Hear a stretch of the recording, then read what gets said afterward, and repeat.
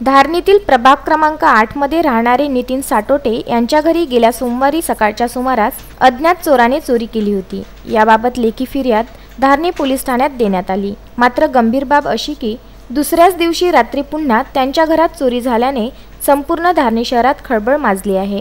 गेल्या रविवारी बॅगमधील 60,000 रुपये नगदी चोरी गेले होते, तर आता पुन्हा मंगळवारी झालेल्या चोरीमध्ये सोन्याचे मंगळसूत्र, चांदीचे दागिने व 5,000 नगदी अशी चोरी झाली असून ह्या पुन्हा झालेल्या चोरीनंतर गरीब साटोटे परिवारावर संकटाचे डोंगर कोसळल्यासारखे झाले आहे।